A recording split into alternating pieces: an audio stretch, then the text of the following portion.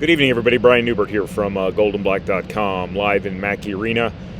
This time following Purdue's, sorry, my eye is falling out of focus. This time following Purdue's 77-61 win over Michigan State. Purdue completing a two-game regular season sweep of the Spartans, taking another big step toward, a potential Big Ten title. Here, it's really early to be talking about this, but when you look at the standings and you look at that 2 through 12 quagmire, and when you look at how Purdue keeps playing, it's really not all that early. Anyway, this is your wrap video, again, following Purdue's 77-61 win over Michigan State. It's brought to you by our friends at the Purdue Club Hotel. Thank you to them, as always, for their promotional support. We appreciate it very much.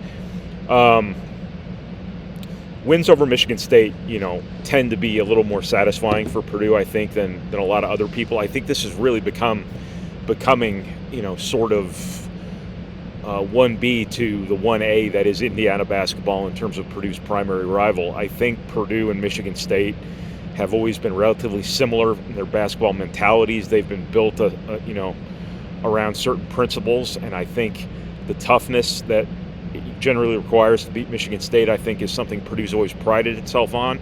I think when Purdue's able to beat Michigan State kind of at its own game, I think that's a little more sweeter than it would be beating Northwestern or Minnesota or, whoever it might be other than, perhaps Indiana. Purdue's had a lot of success against the Spartans here, had a lot of success this season. And I think the reason Purdue is, just swept this regular season series from Michigan State, obviously, is the same as the reason Purdue is where it is right now, and that's obviously Zach-Edey. If you get 32 on somebody in your first meeting with that team, and then you come back a couple of weeks later, and bear in mind that was like 4 games ago. It's not like this happened in December. And then you come back and you get 38, my bad.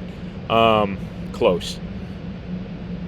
That's really something, because you know that you're fresh in that opponent's mind. You know that their coaches spent the whole 2 weeks trying to figure out how to not let you get 32, and you came out, you got more. Now, Michigan State, I don't know how much they really changed, but Zach-Edey gets his 38, and not just that, no turnovers in almost 32 minutes. And the pivotal stretch of this game, if you ask me, outside of that run in the first half that really separated Purdue, was when Michigan State was knocking on the door. This is what I talk about when I say winning time. I don't mean the end of games. I mean the moments when games are won or put away or whatever it might be. There were times in that second half where, the crowd was starting to squirm a little bit.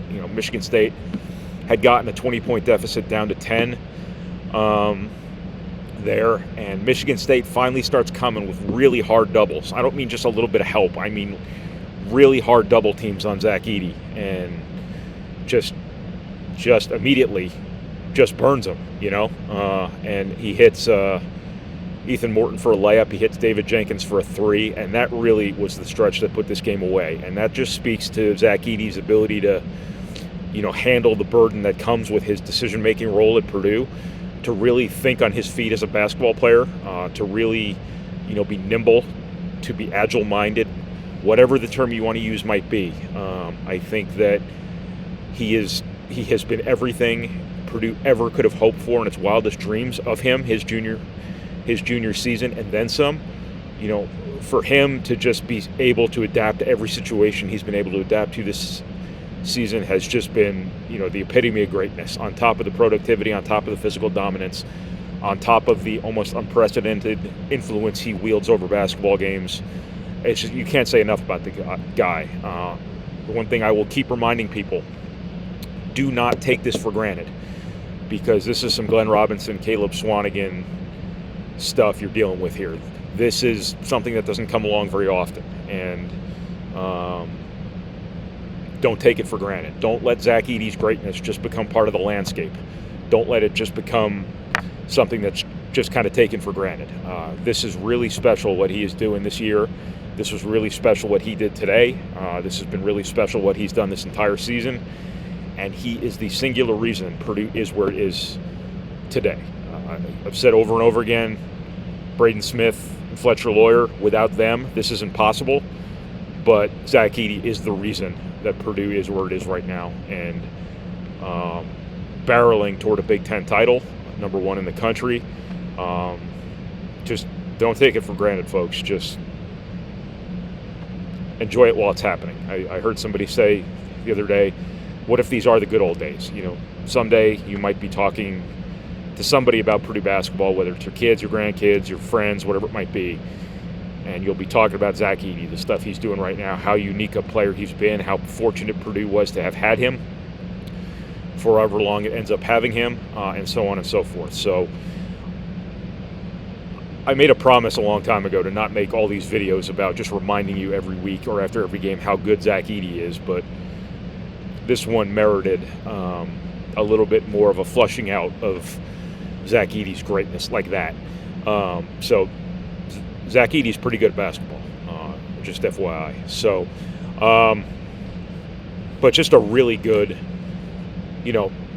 past two games for Purdue. I thought they played really well against Michigan. I think they played really well today. They forced Michigan State into almost exclusively jump shots in the first half.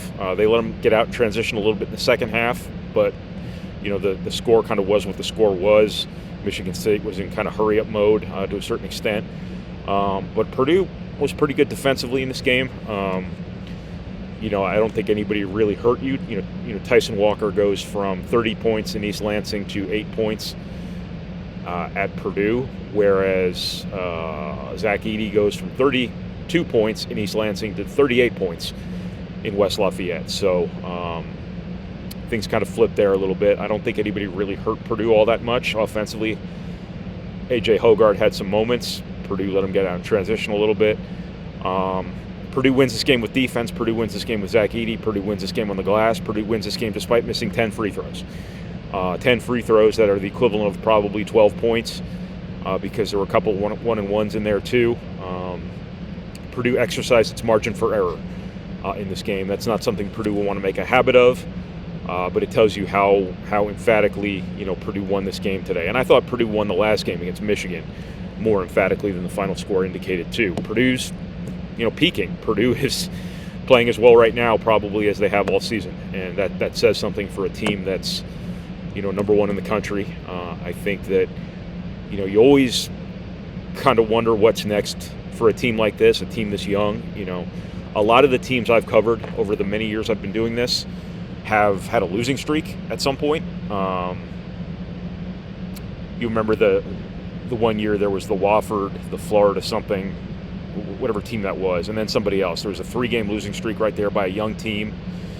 There was the year, too, that I remember Purdue lost at Northwestern with a really good team. I just remember Hummel and Ryan Smith being on that team. I can't remember if that was Hummel's second senior year or what, but they lost 3 games in a row early in the Big Ten season. That always happened earlier in the calendar year than Purdue's already at right now. So maybe that's the sort of thing this Purdue team has just kind of skipped over. Perhaps it tested out of that the same way Braden Smith and Fletcher Loyer tested out of the natural ups and downs for the most part of being freshmen in the Big Ten. I don't know.